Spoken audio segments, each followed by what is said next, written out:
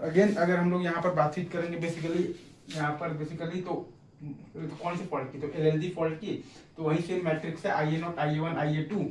और ये बराबर 1/3 times 1 1 1 1 alpha alpha square 1 alpha square alpha. IA बराबर 0 है और IB IC के, तो IA0 आपके पास आ जाएगा IB प्लस IC/3, IA1 आपके पास आ जाएगा सिमिलरली तो 1/3 times alpha IB plus alpha square IC और IA2 आ जाएगा 1/3 टाइम्स अल्फा स्क्वायर IB और प्लस है आपके पास अल्फा टाइम्स IC। तो VB बराबर आपके पास VC बराबर है IF इंटू ZF, IF बराबर है आपके पास IB और प्लस है आपके पास IC, तो IA0 बराबर है आपके पास IF/3, IF बराबर है आपके पास basically 3 times IA0।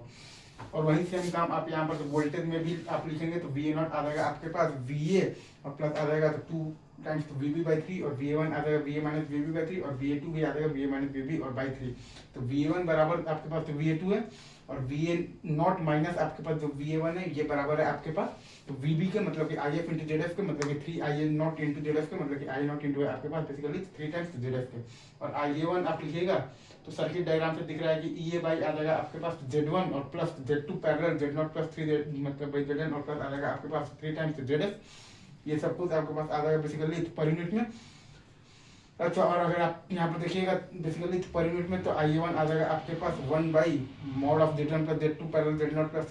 3 plus 3 ZF आ जाएगा आपके पास पर यूनिट में। ऐसे ही आप देखिएगा तो SPU आ जाएगा आपके पास IA1 इंटू आ जाएगा आपके पास बेसिकली PU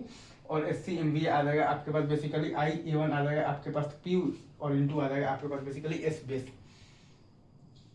और IA0 हमें पता है कि माइनस आ जाएगा हमारे पास Z2 टाइम्स IA1/Z2 और प्लस है आ जाएगा हमारे पास Z0 प्लस 3 ZN प्लस आ जाएगा हमारे पास 3 टाइम्स ZF और IF बराबर आ जाएगा हमारे पास बेसिकली तो 3 times I0। This is called pure mathematical, ये आपके पास ये डेरिवेशन है। इंपॉर्टेंट रिजल्ट्स आप याद रख सकते हैं क्योंकि एग्जाम में ये पूरा आप ड्राइविंग मतलब नहीं करेंगे तो ये सर्किट और ये 3-4 पॉइंट्स टाइप से, ठीक है।